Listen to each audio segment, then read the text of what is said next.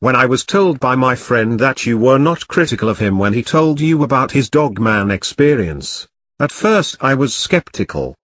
However, after speaking with you, I realized that you are the real deal. This encounter I'm going to share with you can be verified by my 19-year-old son. Both my son and I are what you call Cajuns here in Louisiana. I spend the majority of my free time hunting and fishing in the bayous of Southeast Louisiana. Per our agreement, I am not disclosing exactly where this happened. I still have to live and work in this area, but I will do my best to paint a clear picture of the surrounding. It was early August and my son and I had spent the entire day fishing. I have an 18-foot Alumacraft boat with a Yamaha 40 motor. On the front I mounted a trolling motor. It is a Minnesota Cota 45-pound thrust battery-powered setup. The max speed on this motor with 2 people on my boat is 12 miles per hour through calm waters. It was just turning dark when our encounter began. The Yamaha 40 motor on my boat was noticed also. My son and I always tried to get out of the bayous before dark. As expected, the Yamaha 40 was stalling and slow to crank up. As I pressed the ignition, she wouldn't turn over. We didn't want to flood the engine, so instead we began using the trolling motor to travel along the bayou to head home. It was no big deal, we had done this many of times. It did mean that a 20-minute ride through the bayou would now take an hour. We were rounding a bend near the levee when everything went quiet. My son brought it to my attention. "Papa, listen," he said. "Everything is so quiet." There was not a sound, no birds, crickets, no fish splashing. The only sound was the steady hum of the trolling motor. In order for you to understand what happens next, I have to explain the area we were in. The levee is for storm surge protection. It's 12 to 15 feet tall in spots along this waterway. The levee is on our left-hand side. On our right-hand side is primary forested wetland. The bayou we were traveling down was about 75 yards wide maximum, but narrowed down to 35 yards wide in long stretches. We were in a long stretch where it was about 50 yards wide. Like I was saying, it had just turned dark and the area of the bayou we were trolling became extremely quiet. My son was on edge, as he operated the trolling motor on the front of the boat. I can't tell you why, but a sense of fear washed over me. My son was feeling it too, as he suggested we try and start the Yamaha motor. We trolled along for another 10 minutes before I started hearing something paralleling us in the wetlands to the right. The movement was loud, but it was low to the ground and I just thought it was a hog working his way through the wetlands. Moving at medium speed, which for this trolling motor was 6-8 miles per hour, I felt uncomfortable and afraid, but not like my life was in danger. That all changed when my son shined the floodlight into the marsh. Eyes were looking back at us. The eye shine was a combination of yellow and gold. They were low to the ground. I've been hunting in the marsh my entire life and this size and color eyes shine was not familiar to me. At this point we were in a bit of a situation. We had no weapon, frankly, because until this night I felt no need for one when out fishing in the bayou. The trolling motor was battery operated, so running it at maximum speed of 12 miles per hour would only deplete the battery before we got back to the boat launch. We had an unknown animal following us in the bayou at night. This was evolving to be some straight horror movie type shit. I tried the ignition again on the Yamaha 40, but she would not start. So my son steered us to the far side of the bayou to put some distance between us and this creature. He suggested that I steer the trolling motor while he worked on the Yamaha. Now at the bow, I shined the floodlight into the marsh again, trying to get a better look at the animal.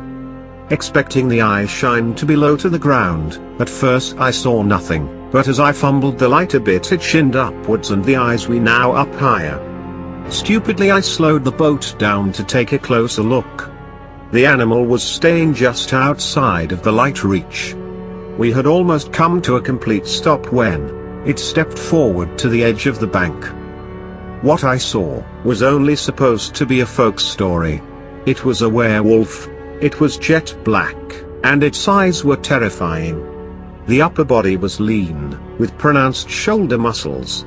It was using its front paw to hold back a tree branch from its face. This thing looked 8 feet tall, its nose was black and moist, and could see the nostrils move as it breathed. The snout was longer and wider than anything I have ever seen on a dog. Now completely terrified, turned the motor speed back up, trying to move away. That is when the skin along the ridge of its snout began to wrinkle and it showed its teeth. Then it took a deep breath and began to growl. The fur on its chest shook as it let out the worst sound I ever heard in my life. Although it was a good 45 yards away on the opposite bank, I felt this growl in my internal organs. It was so strong, the level of fear I felt was like nothing I had ever experienced in my life. It was like being a kid again and learning that monsters are real. This fear was so intense, I wanted to jump out the boat and swim to the levee and run. My son, now aware of what was tracking us, worked frantically on the Yamaha, trying to get to the fuel filter. This thing walked on its hind legs along the bank for the next 20 yards, before it was forced to cut back into the marsh because of a small cove. Now out of sight, I asked my son what the situation with the motor was. He had just got the fuel filter out and was flushing it with fresh fuel. He only had to insert it again and reassemble part of the motor. Knowing I had a good 10 minutes before he was done, I turned the trolling motor to its maximum speed. I wanted to make sure that this animal was not able to meet us on the bank once it circled around the cove.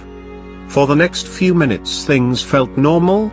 The crickets, birds, and other sounds of the bayou were back again. But this feeling was short-lived as the animal let out a howl from the back of the cove, almost as to let us know it was still coming for us. We both could hear this thing tearing through the wetland, loud splashes, trees and brush breaking. It was headed our way, and this time at full speed.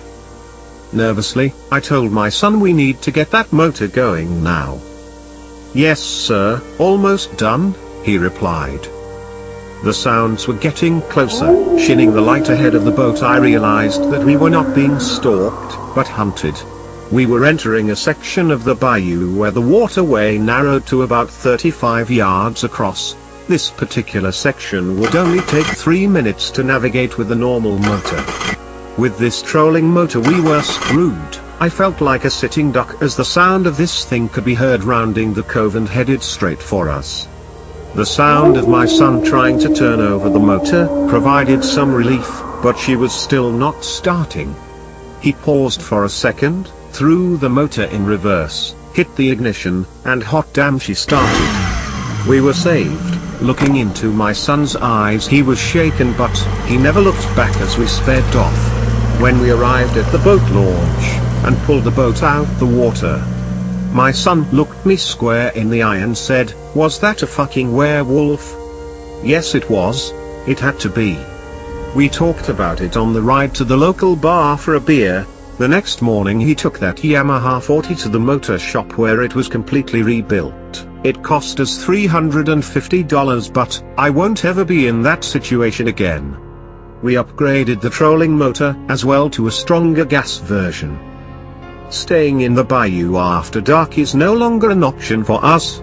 Of course we are scared when we go out fishing now.